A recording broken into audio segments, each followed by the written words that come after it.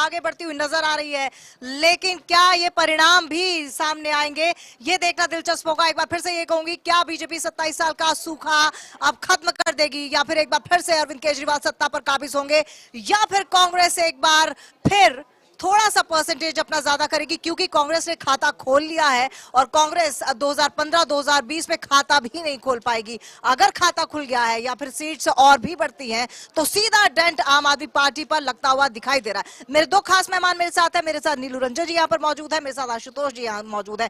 आशुतोष जी, कितना इससे इत्तेफाक रखते हैं कि कांग्रेस जितनी आगे आम आदमी पार्टी उतना पीछे? देखिए, कांग्रेस कितना आगे आगे तो एक सीट पर दिखाई पड़ रही है, लेकिन जो वोट परसेंटेज निकल करके सामने आ रहा है वो बता रहा है कि पिछला जो आंकड़ा था कुछ हद तक आम आदमी कांग्रेस जो है अपने वोट बैंक को अपने खाते में लाने की ओर सफल हुई है।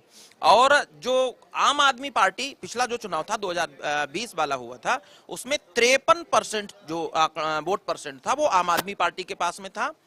43% था जो वो वोट था परसेंट था भारतीय जनता पार्टी के पास में, और 4% जो वोट परसेंट था वो कांग्रेस के पास था। इस बार कांग्रेस 10 और 11 के आसपास में जाती हुई दिख रही है। अगर इतना वोट परसेंट उनका आया है तो निश्चित रूप से इसे कांग्रेस की एक जीत मानी जानी चाहिए। दो चुनाव के बाद में लगातार जब वो रसातल की ओर से जा रहे थे और अगर धीरे से उभार हुआ है तो निश्चित रूप से आम आदमी पार्टी के अपने कर्म और कांग्रेस के द्वारा इस बार पुरानी गलतियों को ना दोहराना, आम आदमी पार्टी के साथ ना जाना और अपने बल पर चुनाव लड़ना, कहीं कहीं उनके कार्यकर्ताओं में एक जोश भरा और उनके जो वोट बैंक था उनको भी लगा कि नहीं, अब इनकी ओर जड़ों की ओर लौटना चाहिए। उसी का नतीजा है जो आप देख रहे हैं। आम आदमी पार्टी को जो वोट परसेंट बढ़ गया था उधर मुस्लिम और दलित जो माने जाते हैं वोट बैंक कांग्रेस के, काफी हद तक आम आदमी पार्टी में पूरा ट्रांसफर हुआ था।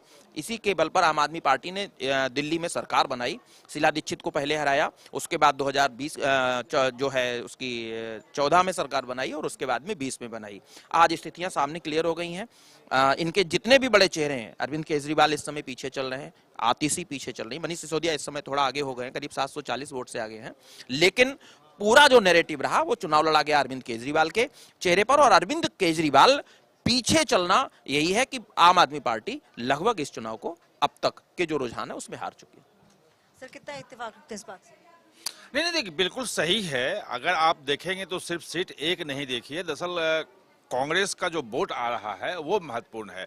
जब 2015 देखते हैं हम, 13 देखते हैं, 13 में जब 8 सीटें कांग्रेस को आई थी तो उस वक्त 27% वोट थे, और 15 में वो चूंकि कांग्रेस ठीक से लड़ी नहीं तो वो घट के 9.7 आ गया, सीटें नहीं आई। और 2020 में भी कांग्रेस ठीक से चूंकि लड़ी नहीं तो वो वोट बैंक जो है घट के मतलब सीटें कुछ भी नहीं आई और वोट बैंक 4.3 आ गया। लेकिन कांग्रेस का एक वोट बैंक रहा है।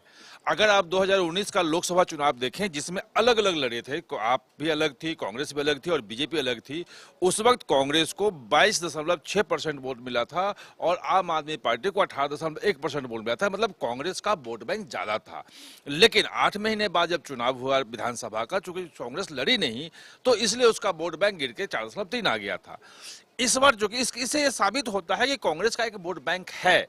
जो 2022 का अगर आप देखेंगे एमसीडी का इलेक्शन जिसमें कांग्रेस अलग लड़ी और अच्छे से लड़ी तो उसमें भी 17% वोट आया था उसको, तो उसका वोट है। और इस बार चूंकि कांग्रेस लड़ी है अच्छे से, उम्मीदवार देखिए, जब पहली बार जब आपने रिएक्ट किया, अरविंद केजरीवाल ने कहा कि जो बीजेपी कांग्रेस के टिकट बांटे गए हैं वो बीजेपी के दफ्तर से बांटे गए हैं, वो इसलिए था कि अच्छे उम्मीदवार पहली लिस्ट में 40 में बहुत अच्छे उम्मीदवार उतारे कांग्रेस ने, और वो साबित कर दिया कि कांग्रेस अच्छा से लड़ रही है। कांग्रेस का अपना अनुमान है कि सीटें भले ना आए, 1-2 आए, लेकिन 16% वोट बैंक उसको लाना है। कितना ला पाती है वो देखना है, लेकिन अगर 10% से ऊपर जाता है कांग्रेस का वोट बैंक आता है तो आम आदमी पार्टी के लिए बहुत ही मुश्किल हो जाएगा। आम आदमी पार्टी नीचे कितना जाके टिकेगी, कितनी उसकी सीटें आएगी, कहना मुश्किल है। क्योंकि अगर हम पिछला आंकड़ा भी देखें तो कम वोट के अंतर से हार जीत वाली जो सीटें हैं वो बहुत ज्यादा होती हैं।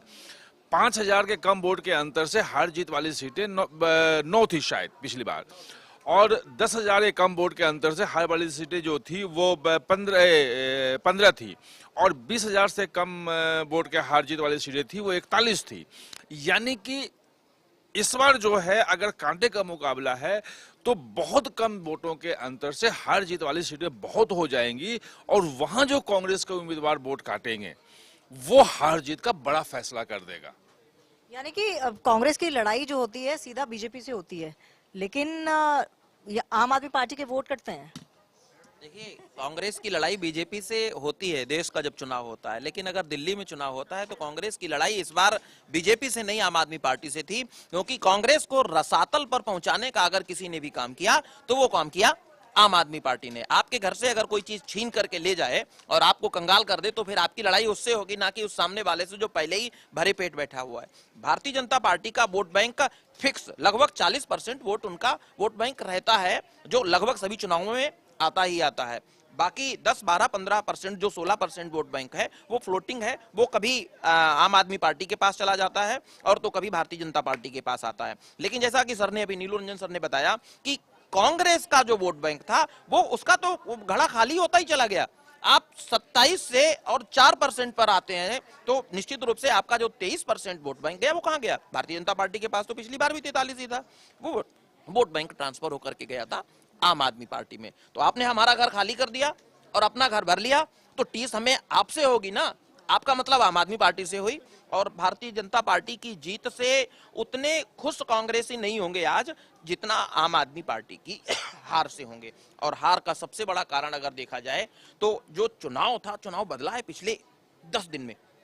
केंद्र सरकार ने एक घोषणा की और वो घोषणा थी 12 लाख रुपए तक टैक्स फ्री। मध्यम वर्ग के व्यक्ति को क्या चाहिए? अभी तक था सर 7 लाख का था और 12 लाख का हो जाना। 1 लाख रुपए महीने भी अगर आज आपके समय में कमा रहे हैं तो आपको कोई टैक्स नहीं देना पड़ेगा। मध्यम वर्ग का इस बार जबरदस्त जुड़ाव हुआ है भारतीय जनता पार्टी की तरफ।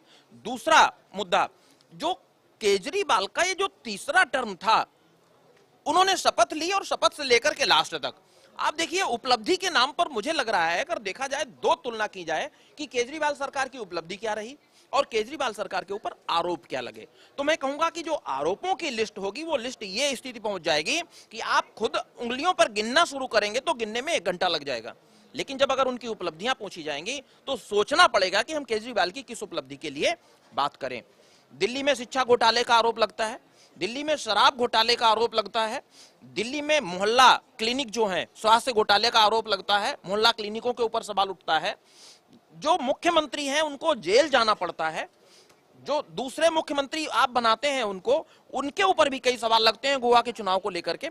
और सबसे बड़ी बात है, केजरीवाल ने जो वादे किए थे, उन्होंने कहा था कि हम लोगों को जल देंगे, ठीक है, नल से जल देंगे।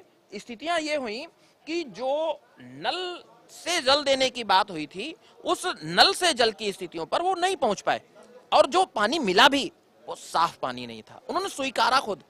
तो वो फर्क कहीं न कहीं जाकर के आए, सामने निकल करके आए और स्वीकार किया उन्होंने केजरीवाल जी ने कि मैं ये वादे आपके पूरे नहीं कर पाया। तो जब आप मौका देते हैं, 1 बार मौका, 2 बार मौका, 3 बार मौका, 4 बार, 3 बार मौका आपको मिल जाता